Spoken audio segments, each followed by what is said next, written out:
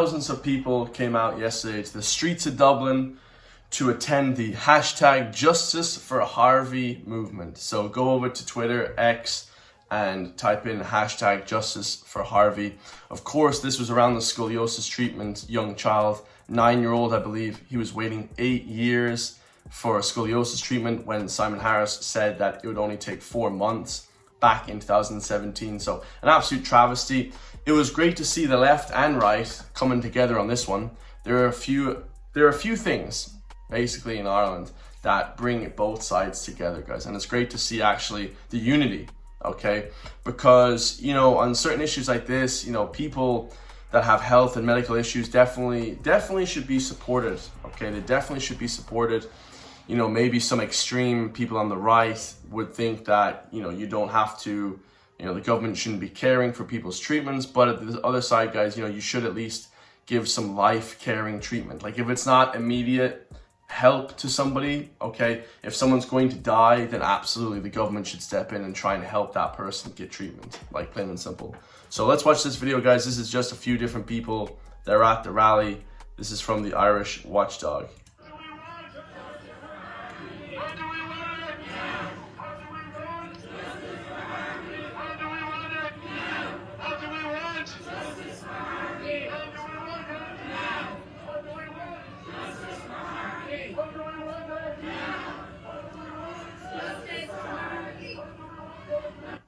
And, you know, listening to a bunch of different people in Irish politics lately, to be perfectly honest, do I think that any of these sort of protests are going to change anything?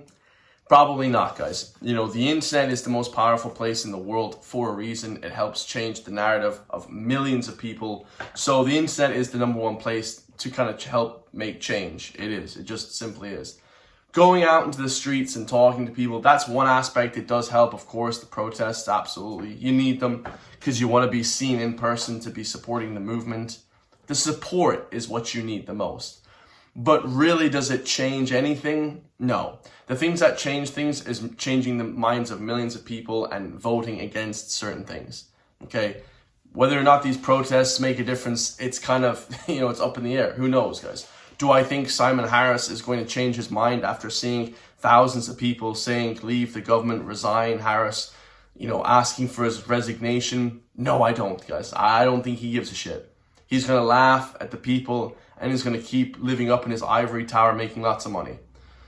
Today we have a video as well from Tobin, of course, the leader of Ain 2. Pater Tobin, and this is a speech that he gives here. So we're going to watch this whole speech. I actually like certain aspects of Pater Tobin. He seems pretty reasonable kind of guy. Obviously, I don't agree with everything he says, but yeah, this one should be good, guys. Let's listen to it. And this is what we need. We need cross-party support. We need parties to work together on this issue because it affects everyone. True.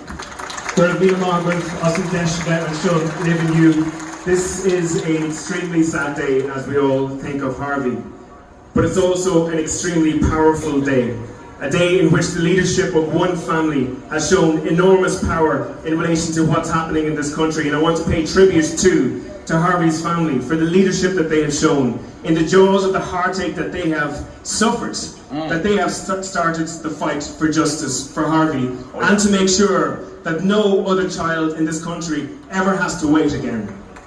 Yep.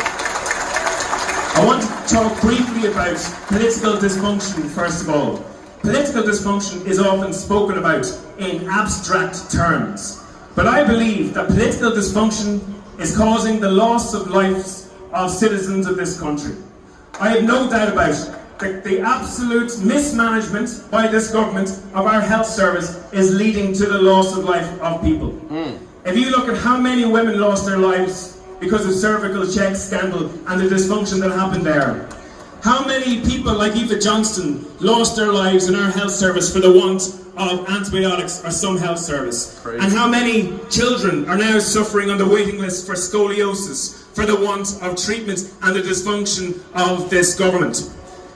Yeah, there's probably countless people, guys. I mean, do they even release the numbers, like how many people are waiting for these treatments? you know, can they fund them going overseas maybe to get these treatments? Like, there's ways to actually help people that isn't directly from our own health system. It can also be like putting them overseas into like Netherlands or like the UK to kind of, you know, help them not die from the goddamn scoliosis treatment, you know? And Children's Health Ireland is sinking in dysfunction at the moment.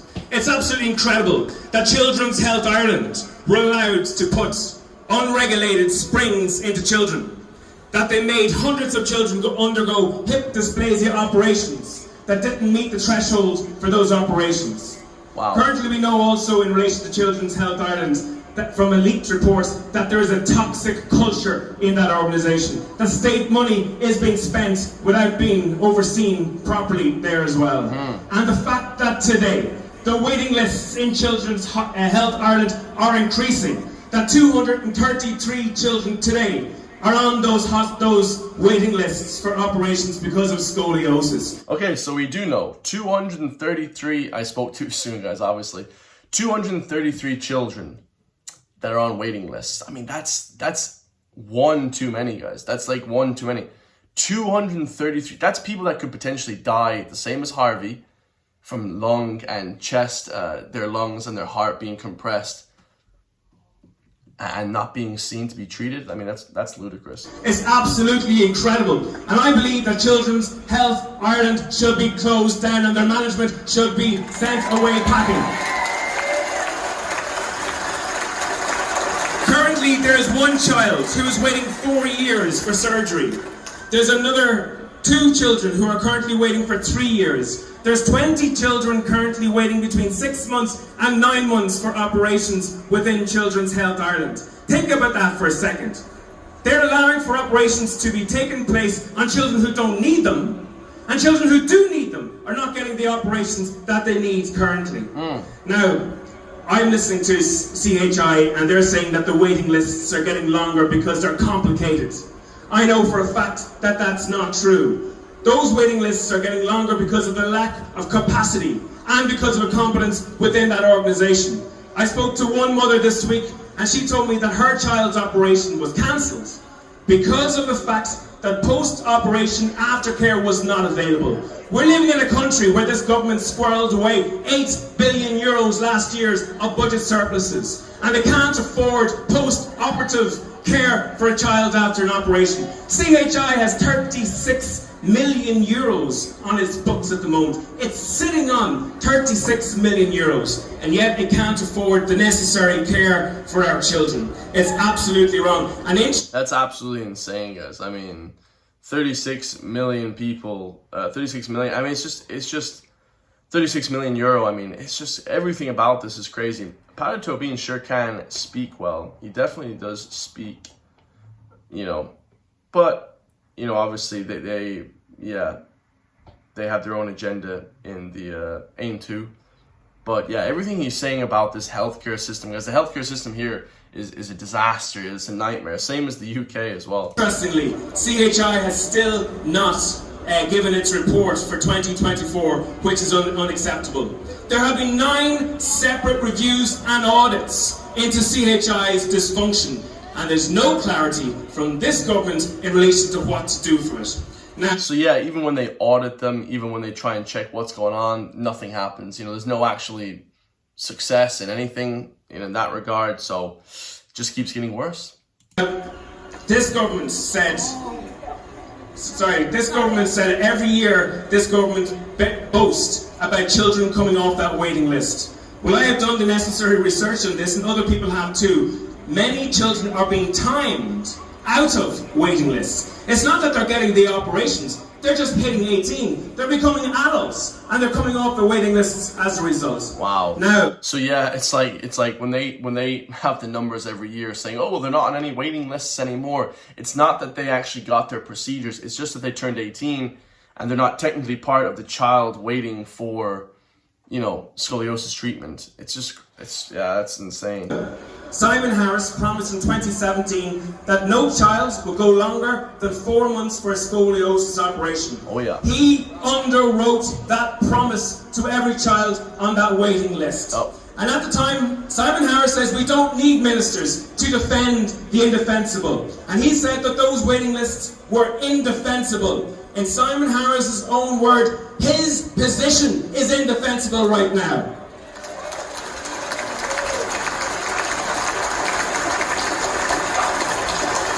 Harvey spent 33 months on a scoliosis waiting list before he got the surgery that he needed. He was told in August 22 that he would get the surgery. In March 23, they got a date. And then that was cancelled in April 24. A cancellation that happened abruptly with no information. Yeah, like he actually had a date to get his treatment, then he got cancelled, then he dies. Like, I mean, oh man, I mean, who's you know, who has blood on their hands there, guys? Who has blood on their hands with that one? That's a serious screw up, you know. And I remember questioning Simon Harris in relation to the doll. Why would he not meet with the families who were taken off the waiting list without even being known, without it being known to them? Yeah. And Simon Harris did not make the time to meet those families. Now I believe that Ireland is an accountability-free zone.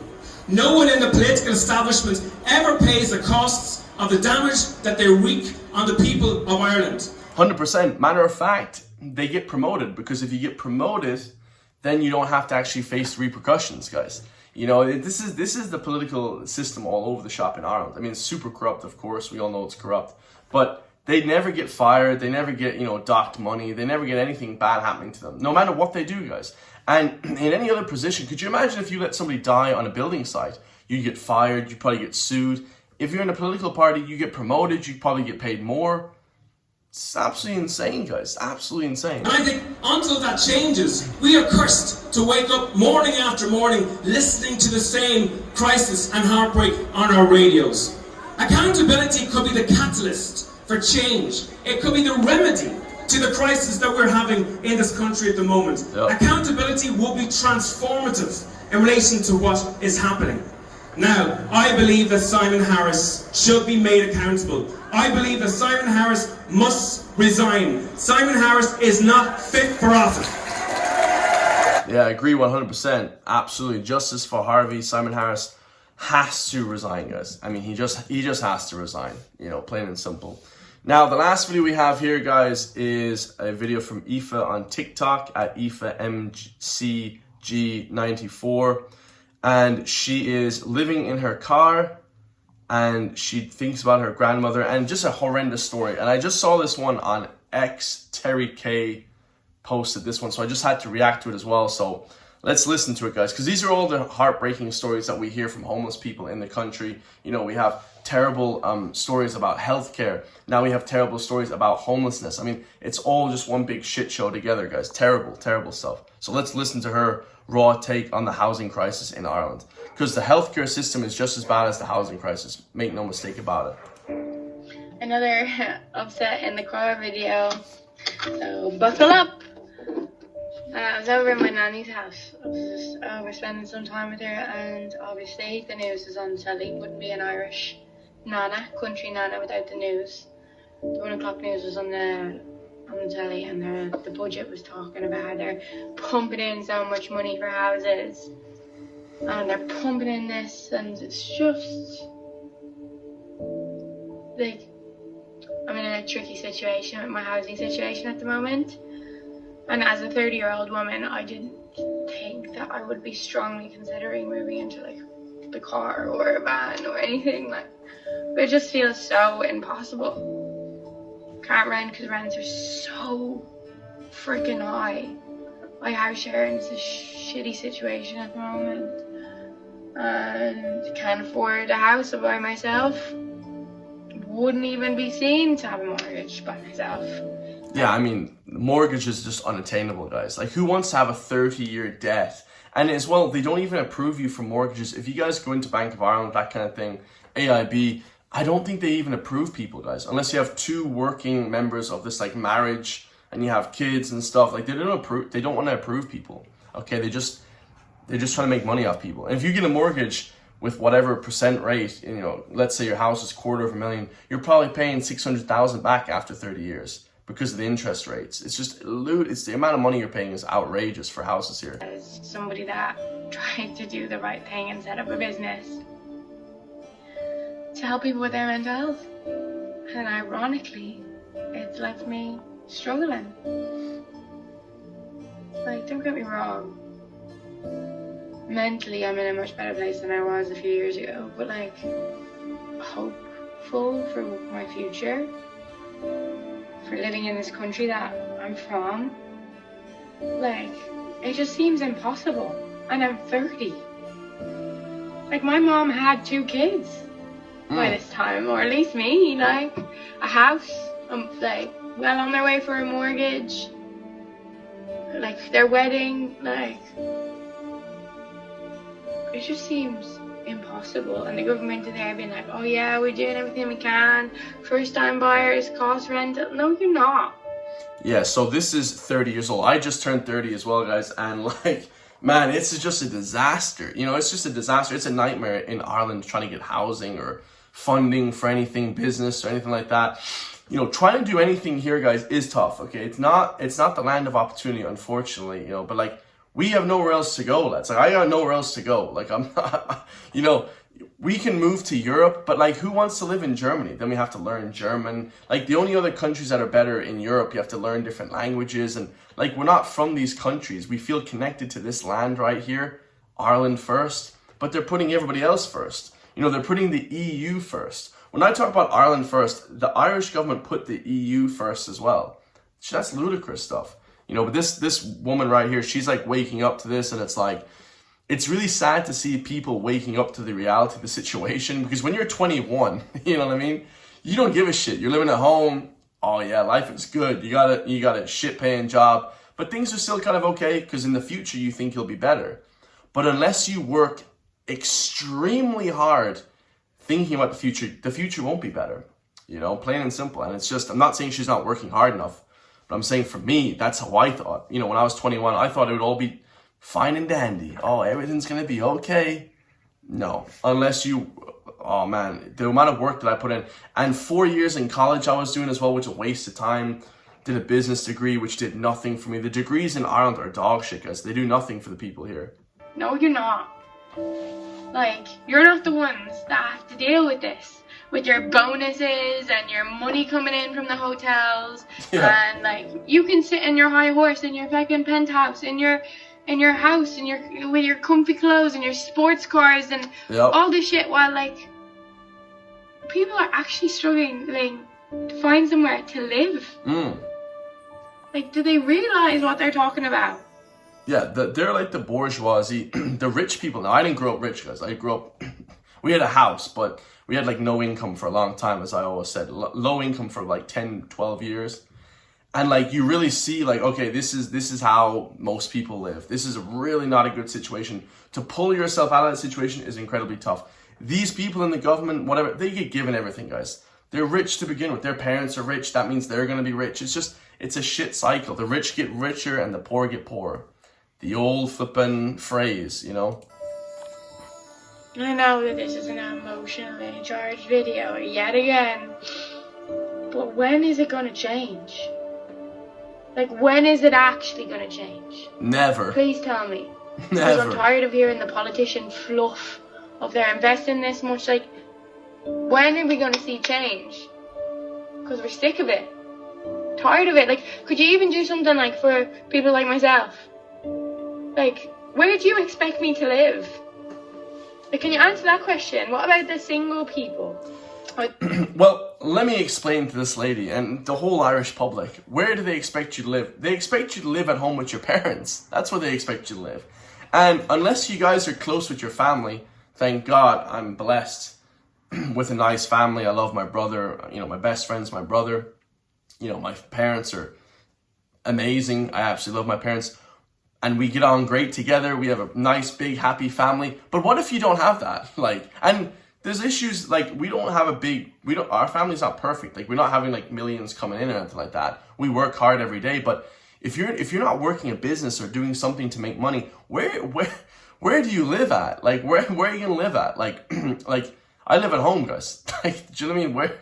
Where are you gonna live if you don't have a nice family with a house? Like, what's the situation? You're screwed. Like, you're gonna be living in your car on the side of the road. The people that aren't in long-term committed relationships and don't have two mortgages, like two incomes to afford a house. Like, and I'm not a brain surgeon. Like, I'm not making millions. I'm not. Like, tell me. What about people like me? What do you expect? Like, anyhow. You know, like in a proper society too, like me, the man, would have a wife and I would be working and the wife would be taking care of the kids and I would be making enough so that women can do anything. You know, that the woman can do what she wants. She can just play with the kids and hang out all day. But that's not the reality nowadays, guys. That's impossible nowadays, you know? Like, one income is just not enough anymore. And unless that income is like hundreds of thousands per year, like, or, you know, it's not gonna be enough to support a family. A lot to be grateful for. I know. We can go eat food and drink water and breathe the air outside. There's a lot to be grateful for. But I'm just majorly triggered for something that I saw in the news, that they're fixing a problem. You've been saying that for months, years. I don't see any solutions. Oh yeah. I don't see any hope, to be honest. Yep. And I'm tired of it. Like, I'm tired of the band-aids being put on and to still sit in my car getting upset, being like, am I going to move in here? Is that what you want from us? Like, crazy. anyhow. Yeah, it's crazy, guys. You can tell there's just no change here, you know. Truly upsetting video from that lady because, you know, there's just no change. It just really seems like there's just not going to be a major change in any way whatsoever. You know, not whatsoever, guys. Let me know your thoughts on that. I love you all. If you want to support me, help push back against the mainstream media, because you'll never hear these stories on the mainstream media, hit the join link, become a member for just €3 per month. You guys can support me. We have 17 members now, so I really appreciate that. I love you all, and I'll see you guys in the next one, man. Peace.